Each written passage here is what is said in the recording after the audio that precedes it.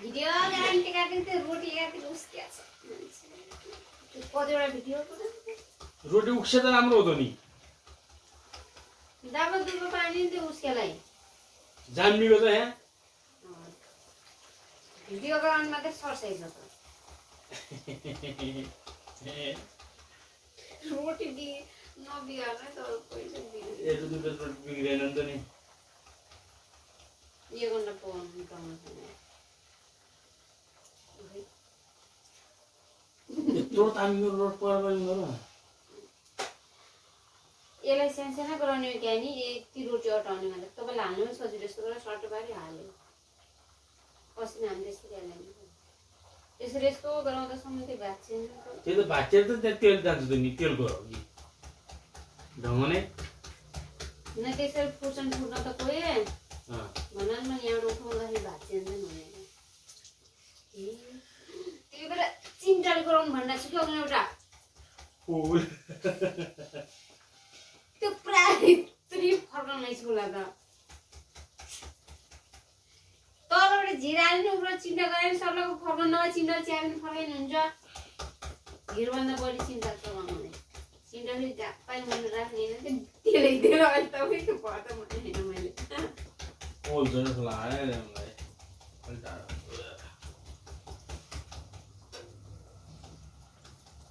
फर्काउँदा चिन्ताले फर्काउँछ झिरको काम त त्यहाँ दाब्ने मात्रै हो दाब्ने अनि निकाल्दाखेरि तेल निकाल्ने तेल पनि चिम्टन गर्ने हुन्छ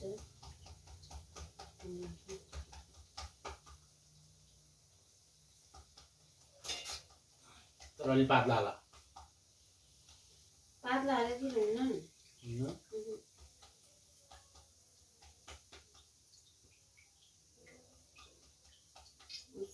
पातला हालेर दाउरा पर्यो यति हाल्नु अनि काटौँला यसलाई के काट्ने के काटौँला के सर्ट गरेर 1 घन्टा रोटी हाल्नु पर्यो म अहिले त अहिले पो भर्खर अलिक किलो भएपछि त हुन्न अहिले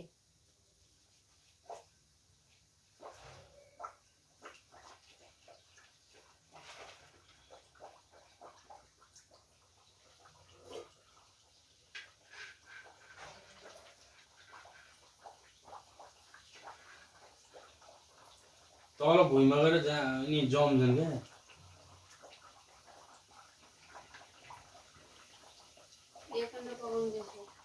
दुईटा बनाउनु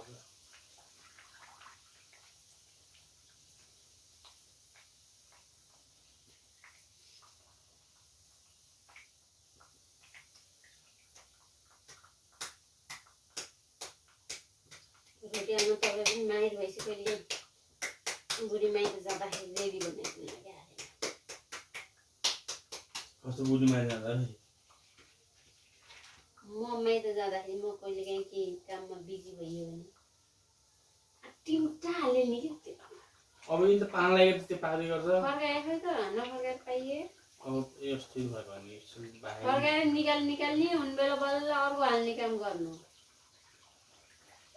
माथि आउनु पर्ने खेलिहाल्छ कि त्यो त फोन गर्छ त दाबेर कुच्याउने भन्छौ त तिमी कुच्याउनु भनेन क्या त्यो उस्किँदाखेरि हल्का हल्का दाबेपछि उस्किन्छ भने तपाईँलाई कुच्याउनु भनेर छु र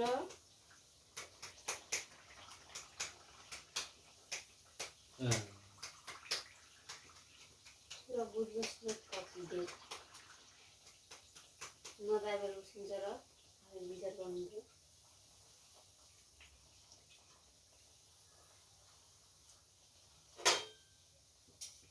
तर यो घिउ बढी हाल्यो तिमीले नत्र राम्रो हुने रोटी हैन राम्रो भान के फुटे घिउ ज्यादा भएको क्या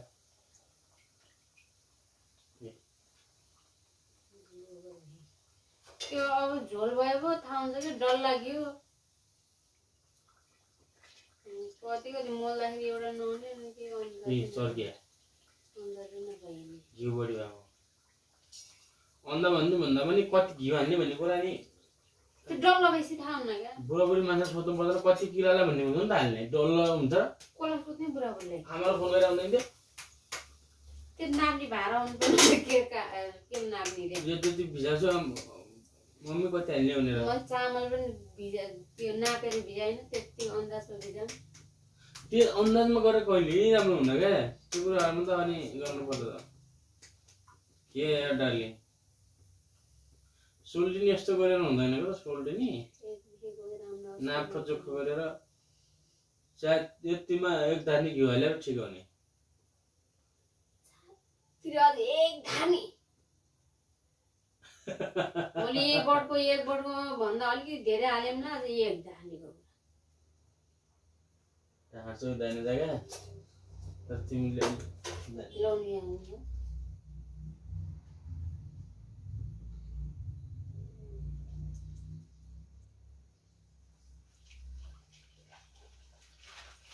ये फुटे अब एक काट्नु फुटे हाल्ने के खानु सबै खाना नि माइतीको ल्याउने हो माइतीको काट्ने काम गर्न त तपाईँको हाल्ने ढङ्गै छैन ढङ्ग त सब हो ऊ झरे झर्ता एकदम फुटे आयो भने त्यसलाई भिट्टामा काट्छ त्यसले पोल्छ पनि डर लाग्छ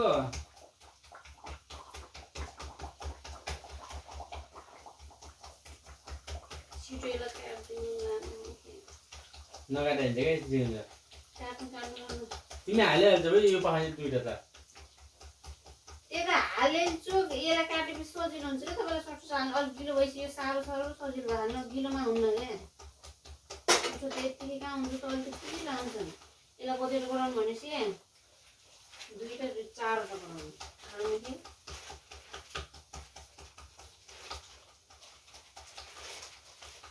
राख चौको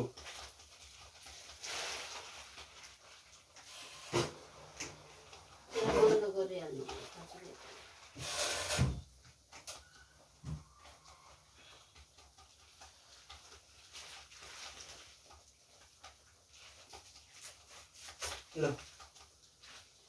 त्यस्तरी होइन क्या पहिले हेर नि त्यहाँ कस्तो भयो त्यसरी बनाएपछि त यसरी त थोरै हुन्छ चारवटा बनायो भने भएन र चाडा तपाईँलाई ठाडोमुखी काटिदिनु चाडा बनाउनु हुने जसले पनि चारवटा थोडो ठाडोमुखी काटे चाडा बनाउने अनि त्यसलाई साना टुक्रा बनाउने भनेको तिमी अर्डर दिने अनि आफूले नबनाउने कहिले म बनाइदिन्छु बनाउँछु नभए कुरो बनाम काम पनि यस्तै हो गाइस दुईजना भएपछि ल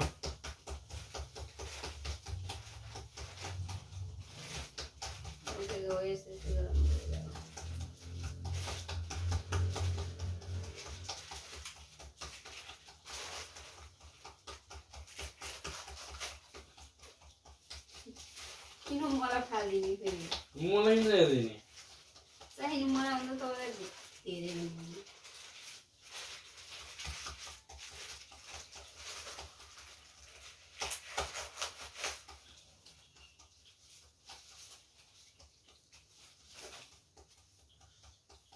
गाइस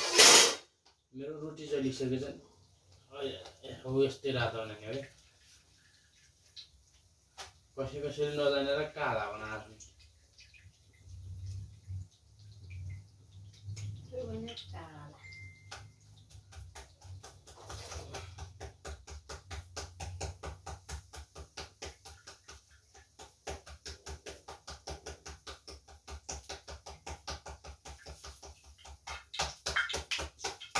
चिन पटपुटेको छ है त्यो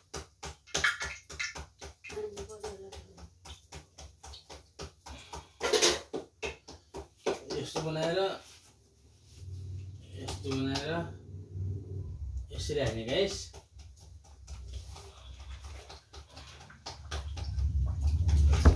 भावी चिप्ले यति हेरेर राखे आज त काटेर पाटेर नभएर यो घर बस्दाखेरि किन लाउने यो फेरि त्यो दुनी हो भोलि त त्यसलाई नि धुनु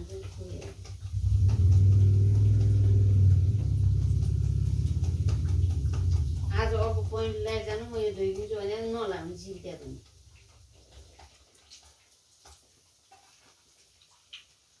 कति धौदा बिचरा आज धुने पर्ने त रह्यो आज भात गरिदिए तेल लाभन्दा बर्बाद हुन्छ नि के त भन्नु कहाँ छ